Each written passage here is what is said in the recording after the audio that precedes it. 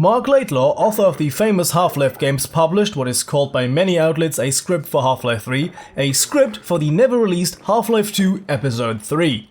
He published it in the form of a letter from Gordon Freeman, not only detailing the story, but also what I believe to be a message to his former colleagues, or at least describing how he thinks about the recent developments at his former employer. In the original post, names were changed and replaced, and for your convenience, I will now read to you, let's say, a corrected version. Enjoy! Episode 3. Dearest player, I hope this letter finds you well. I can hear your complaint already. Gordon Freeman, we haven't heard of you in ages. Well, if you care to hear excuses, I have plenty. The greatest of them being I have been in another dimension and whatnot, unable to reach you by the usual means. This was the case up until 18 months ago when I experienced a critical change in my circumstances and was redeposited on these shores. In the time since, I've been able to think occasionally about how best to describe the intervening years. Many years of silence. I do first apologize for the wait, and that done, hasten to finally explain, albeit briefly, quickly and in very little detail, events following those described in my previous letter, referred to herewith as Episode 2. To begin with, as you may recall from the closing paragraphs of my previous missive, the death of Eli Vance shook us all. The research and rebellion team was traumatized, unable to be sure how much of our plan might be compromised, and whether it made any sense at all to go on as we all had intended. And yet, once Eli had been buried, we found the strength and courage to regroup. It was the strong belief of his brave daughter, the feisty Alex Vance, that we should continue on as her father had wished. We had the Arctic coordinates transmitted by Eli's longtime assistant Dr. Judith Mossman, which we believed to mark the location of the lost research vessel Borealis.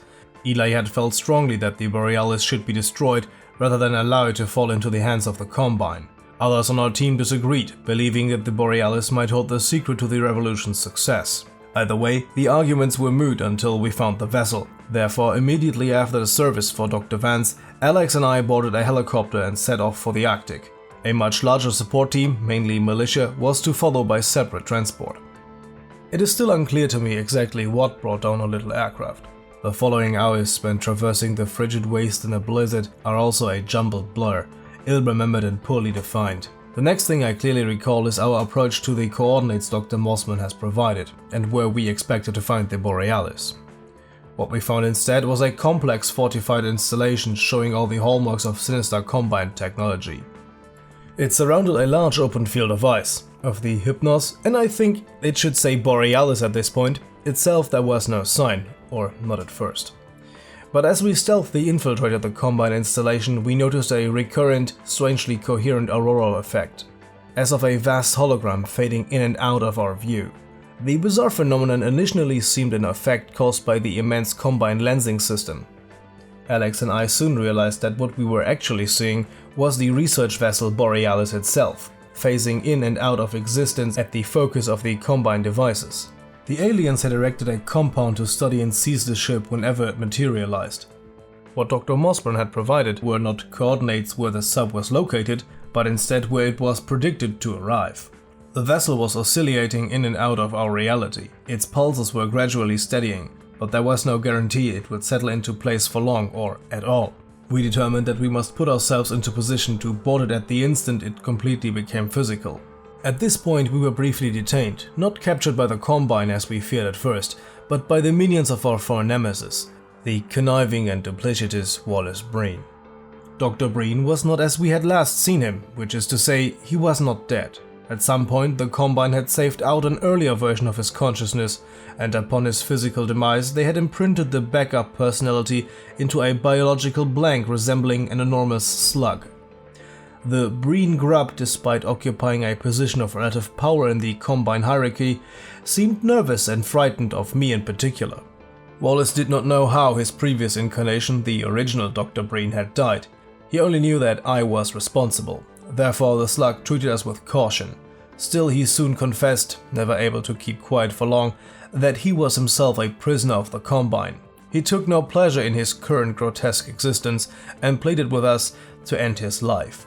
Alex believed that a quick death was more than Wallace Breen deserved, but for my part, I felt a modicum of pity and compassion. Out of Alex's sight, I might have done something to hasten the slug's demise before we proceeded. Not far from where we had been detained by Dr. Breen, we found Judith Mossman being held in a Combine interrogation cell.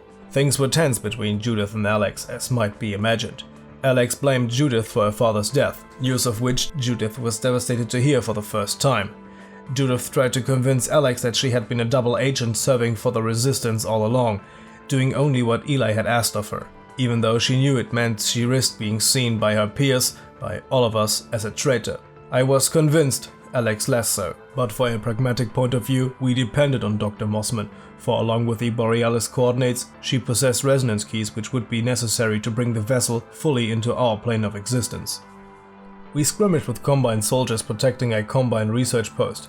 Then Dr. Mossman attuned the Borealis to precisely the frequency needed to bring it into brief coherence. In the short time available to us, we scrambled aboard the ship, with an unknown number of Combine agents close behind. The ship cohered only for a short time, and then its oscillation resumed.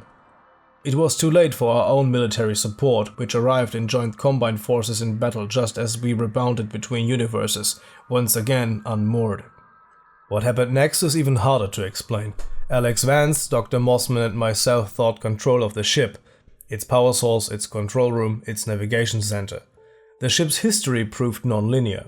Years before, during the Combine invasion, various members of an earlier science team working in the hull of a dry-docked vessel situated in the Aperture Science Research Facility in Michigan had assembled what they called a bootstrap device.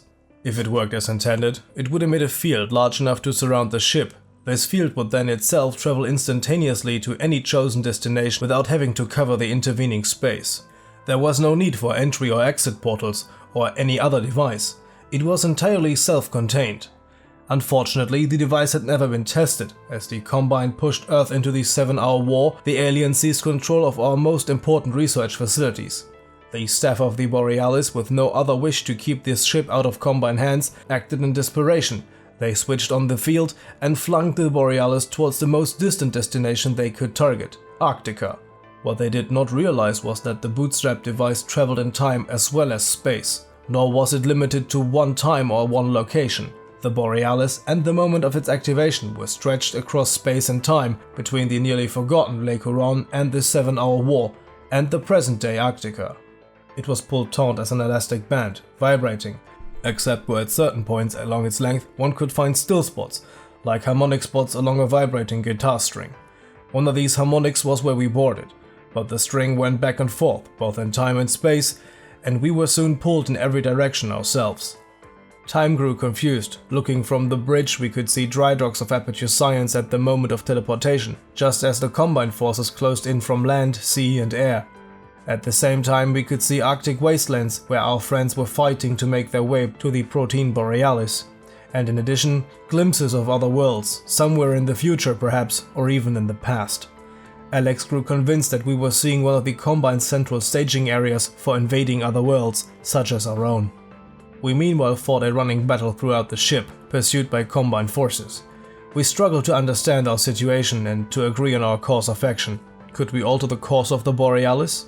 Should we run it aground in the Arctic, giving our peers a chance to study it? Should we destroy it with all hands aboard, our own included? It was impossible to hold a coherent thought given the baffling and paradoxical time loops which passed through the ship like bubbles. I felt I was going mad, that we all were, confronting myriad versions of ourselves in that ship that was half ghost ship, half nightmare funhouse. What it came down to at least was a choice. Judith Mossman argued reasonably that we should save the Borealis and deliver it to the Resistance, that our intelligent peers might study and harness its power. But Alex reminded me that she had sworn she would honor her father's demand that we destroy the ship. She hatched a plan to set the Borealis to self-destruct while riding it into the heart of the Combine's invasion nexus. Judith and Alex argued. Judith overpowered Alex and brought the Borealis a rear, preparing to shut off the bootstrap device and settle the ship on thin ice. Then I heard a shot, and Judith fell. Alex had decided for us all, or her weapon had. With Dr. Mossman dead, we were committed to the suicide plunge. Grimly, Alex and I armed the Borealis, creating a time-traveling missile, and steered it for the heart of the Combine's command center. At this point, as you will no doubt be unsurprised to hear, a certain sinister figure appeared, in the form of the sneering trickster G-Man. For once he appeared not to me, but to Alex Vance. Alex had not seen this cryptical schoolmarm since childhood, but she recognized him instantly. "Come on with me now, we have places to be and things to do," said G-Man, and Alex acquiesced. She followed the strange grey man out of the Borealis, out of our reality. For me, there was no convenient door held open, only a snicker and a sideways glance. I was left alone, riding the weaponized research vessel into the heart of the Combine world. An immense light blazed. I caught a cosmic view of a brilliantly glittering Dyson sphere. The vastness of the Combine's power, the futility of our struggle blossomed briefly in my awareness. I saw everything. Mainly I saw the Borealis, our most powerful weapon, would register as less than the frizzling match as it blew itself apart, and what remained of me would be even less than that.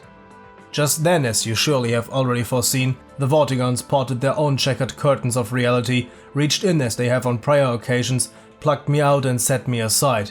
I barely got to see the fireworks begin. And here we are. I spoke of my return to this shore. It has been a circuitous path to lands I once knew, and surprising to see how much the terrain has changed.